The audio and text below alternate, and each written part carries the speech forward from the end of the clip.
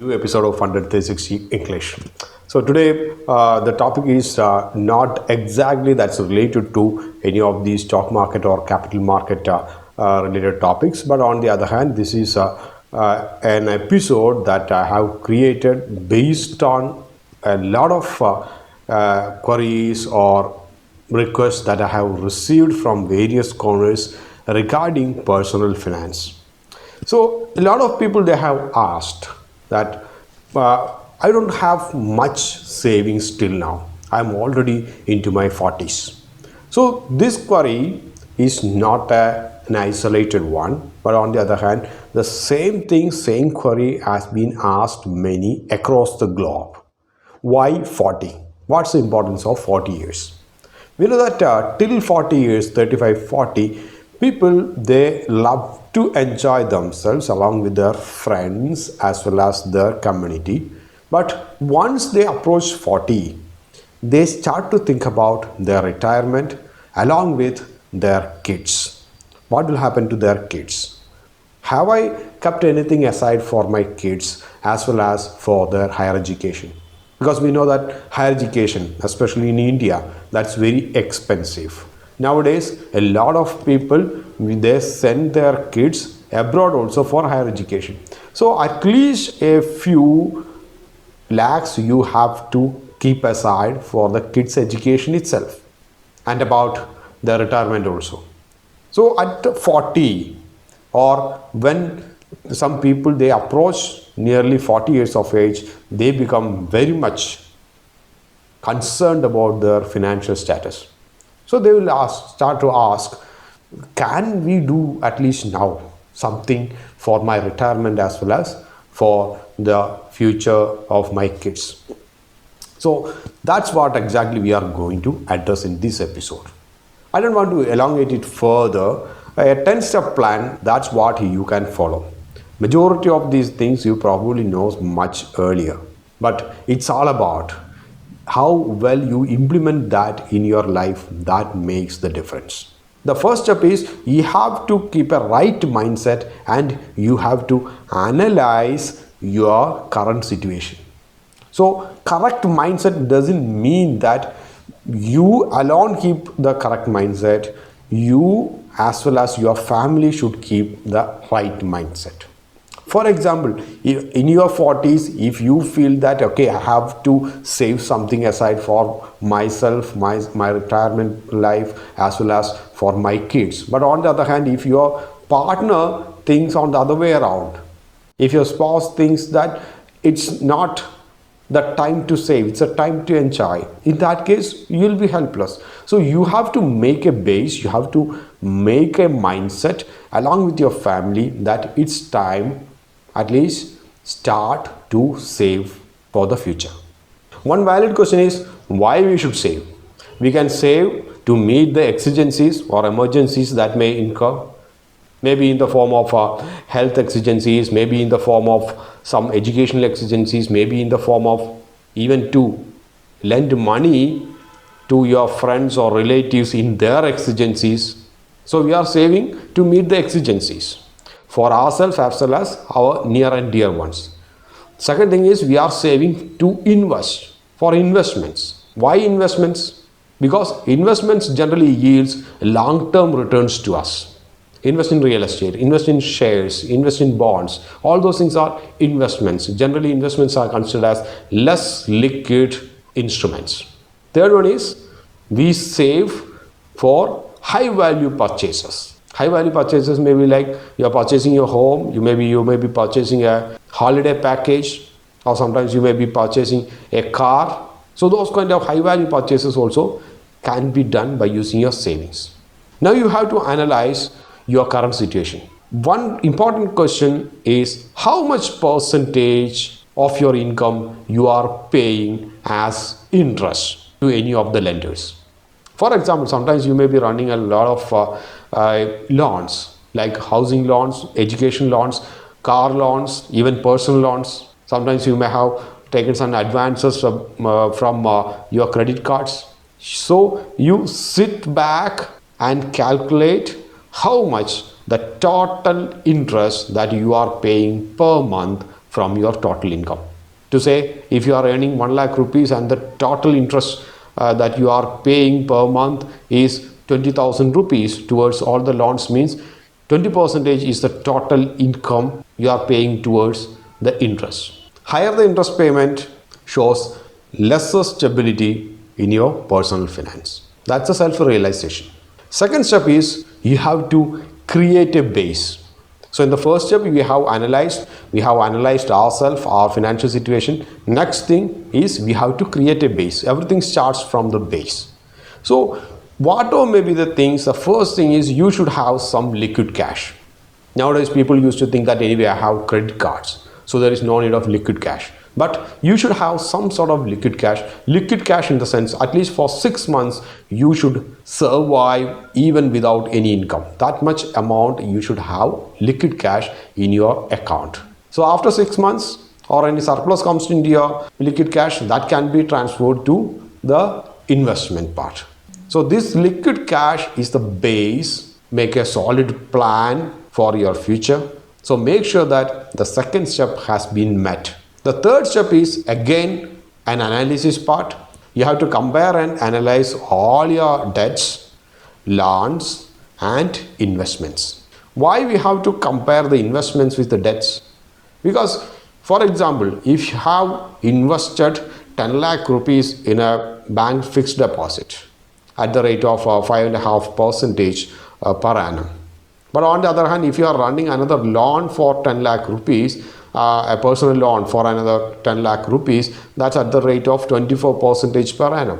In that case, better you use some of the corpus fund that we have kept aside as a base, that as an interest, and discontinue the fixed deposit and close that loan at a higher rate. That will give some sort of financial stability to your personal finance system. So how well you can manage these loans or this kind of debts? That's the first step. Make sure that whenever you go and close any of these loans or debts, go for a negotiation. Because none of these lenders want to lose a good customer. You can negotiate for lower interest based on your credit scores, or even you can transfer your loans for a lower interest lender. So never go and close that loan as such. Always go for bargaining, go for negotiating. Nothing wrong in that. Because you have purchased a product called a loan from a particular lender, then why should you feel ashamed of negotiating with them? Always negotiate, even to close the loan or to take a loan. Fifth step is dispose unwanted assets. Assets doesn't mean that sometimes some of these assets looks like liabilities also. For example, if 2 or 3 cars in your garage or in your home, or maybe with your wife, kids or yourself, you sit back and make a plan whether 1 or 2 cars can serve the purpose. Is there any need of a third car or even the need of a second car? If you feel that by planning well or optimizing the available resource, if you can at least dispose 1 car, that disposal will comes to you as a liquid cash, so that at least you can pay off some of your loans. So try to optimize your resources. Disposing some of the things like car, even reduce your recurring expenditures like car insurance cost, fuel cost, even parking fee if you are in an apartment. All those things will bring down the total cost of ownership will bring down. That's the 5th step. 6th step is you have to follow the rule 75-15-10. What is 75-15-10? 75-15-10 means 75% of your total income, a maximum, you can spend for your regular spendings, not more than that. For example, if you are earning 1 lakh rupees per month, maximum you can spend 75,000 rupees. 15% of your amount you can use that for investment, and 10% you can go for savings as a liquid cash. So whenever this 10% increase certain amount over a period, always move that 10%, that liquid cash, for investment. So regarding the investment also, never put all eggs in one basket. Instead, you diversify your investments. So So this 15% should be in a diversified way. You can even invest that in the real estate. But if you don't have interest or if you don't have that much funds to invest that in a real estate, in a single plot or a villa or something like that, what you can do is you can opt for fractional real estate units also. That's also one another option. So bonds also you can go for.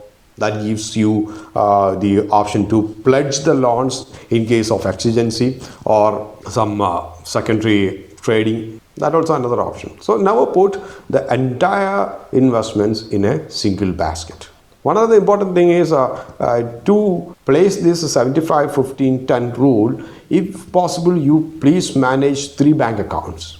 One is for regular spending, the same bank account you can use as a salary account itself, 15%, that for say investment for that another bank account, and 10% for the savings or the funds that you keep for exigency, that can be another bank account. So that commingling of funds may not happen. That is another option. And the 7th step that you have to do is invest your funds based on the liquidity. So you know your needs, where all you want the money as and when. So based on the liquidity means, for example, FD, fixed deposit. Usually, though you have the option for pre-closure of fixed deposits, but you lose the interest for that. So generally, if a fixed deposit for 5 years means you may not be able to revoke that fixed deposit before that. So the liquidity is not that much easy. In the case of bonds also the same thing, and in the case of real estate also, that's not that much liquid. If you want money next day with real estate, you can't raise funds. So based on your needs, you have to fix the liquidity and you have to choose appropriate instruments for investment. 8th option or 8th step is you have to spend wisely. So before you spend for anything, you have to ask a few questions. First question is this spending is really needed or not? For example, if you are going for to purchase a watch, sometimes your decision to purchase a watch may be by a momentarily decision. Just like if you are there residing there in the airport lounge, you may be just walking around.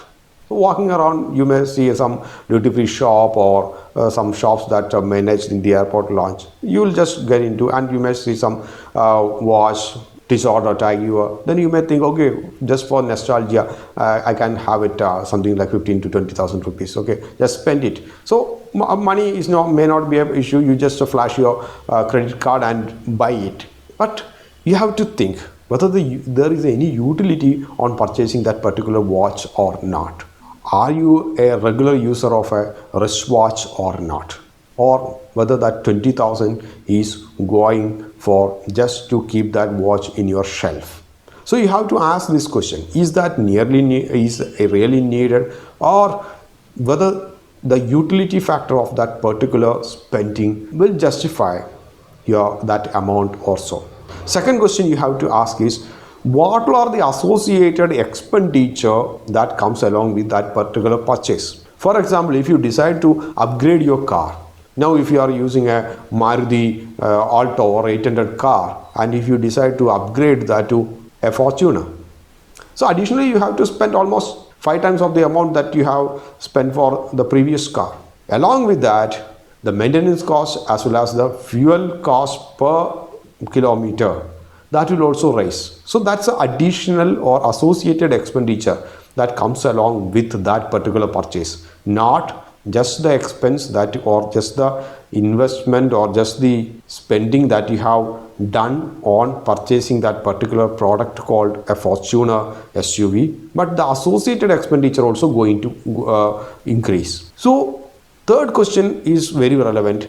The associated expenditure, for example, if you are spending a couple of thousand more for this Fortuner than your Maruti Alto, how this additional cost that you are spending on that car will make an impact on your savings and investments, whether the particular purchase will become a burden to you or not.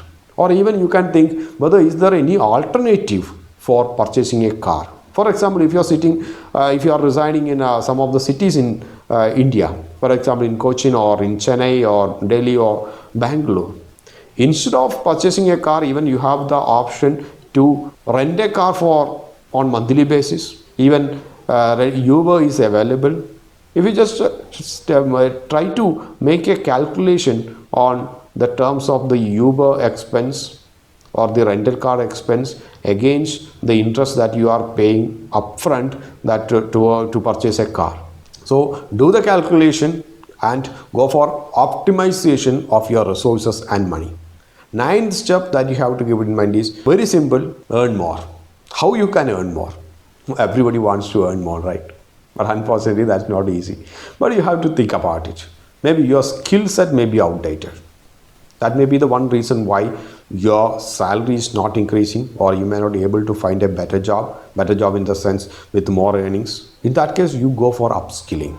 Sometimes you may have to relocate also.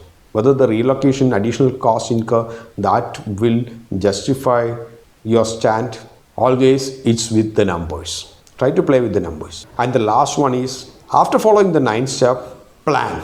What you have to plan? Plan your life. Plan for exigencies. Plan for exigencies in the case, if you have planned everything and if you are saving and everything, sometimes some exigencies may not be fund with the regular savings that you have. For example, met with an accident that's very critical and serious and you got admitted to the hospital. Sometimes you may have to spend lakhs and lakhs of rupees to the hospital. How you can hedge this risk? Go for an accident insurance or mediclaim policies. Similarly, to hedge this risk of your absence in your family, you can hedge that with the life insurance. So never hesitate to take any of these kind of insurance or hedging instruments towards the unforeseen expenses that you are going to face. So follow these 10 steps to prepare for your retirement. If you are in your 40s, somehow that will do some sort of damage control and put you in a stable financial status. So that's all for now. See you in the next episode. Till then, bye from Anup.